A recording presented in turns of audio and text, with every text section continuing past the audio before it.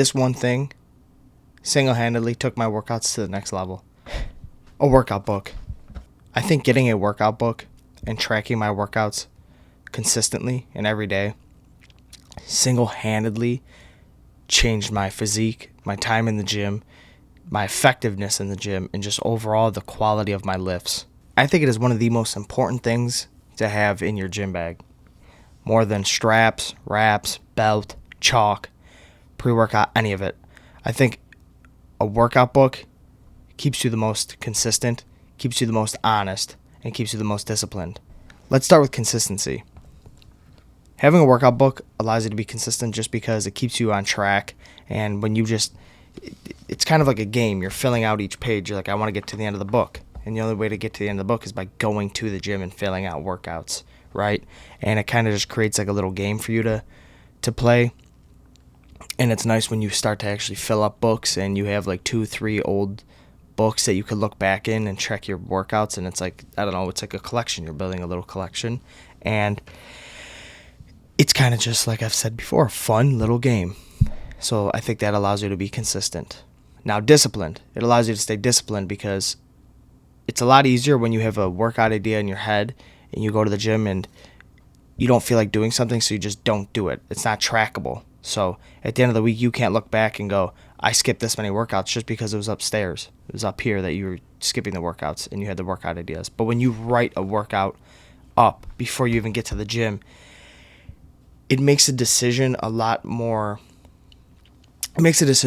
friction to skip a workout because you're like, man, if I skip this workout, I could look back at the end of the week and see that I skipped that workout, or look back in a month or a year or whatever it may be, you could see I skipped this workout. So it keeps you disciplined because at the end of the day, you don't want to skip workouts that you could visually see skipping, right? It just adds a little more salt to the wound. And don't get me wrong, there's days that, something doesn't feel right, so you could skip, adapt, or whatever, but it's all trackable in the book. Be honest with the amount of sets you plan on doing, reps you plan on doing, and amount of movements you plan on doing when they're written down. It kind of takes the thinking away from it when you get into the gym, too. You could just show up at the gym, look at the notebook, see what you need to do, and get after it. It's kind of brainless, The last thing is effectiveness and allowing you to easily implement progressive overload. I've said this ad nauseum. It's very easy to go into the gym sometimes and pick a weight that you truly believe, like subconsciously, you know it's not the truth. Subconsciously, you know it's not the truth, but in the moment, you're like, oh, I always use the 35s to curl, or I always use the 30s to curl, whatever, right?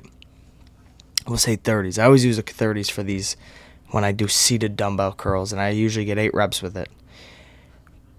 But you can look in your workout book and see that last week you actually used the 35s and you got 9 reps with the 35s. So this week you should probably go with the 40s. And even if you are a disciplined person enough to always push yourself to absolute failure and the hardest you can, sometimes it's hard to just remember all these numbers. So I like almost every movement go back and look at what my last week's numbers were and say I did the 35s for 7 last week and my rep range is 8 to 10. Well, this week I'm going to grab the 35s again and see if I could maybe get 8 reps or 9 reps now, put on some reps on the same amount of weight.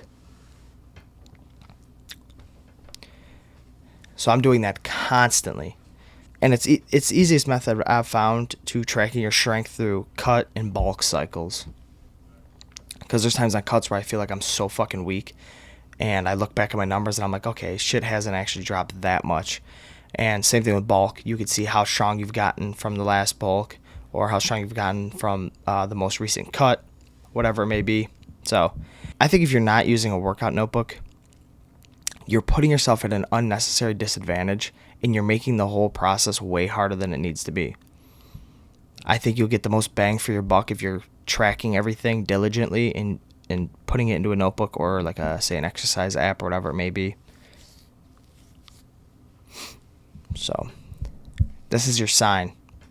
If you're trying to take your fitness to the next level, I highly recommend putting a workout notebook in your workout bag, and I think that is the best piece of equipment over a belt, chalk, wraps, straps, smelling salts, anything as a workout notebook.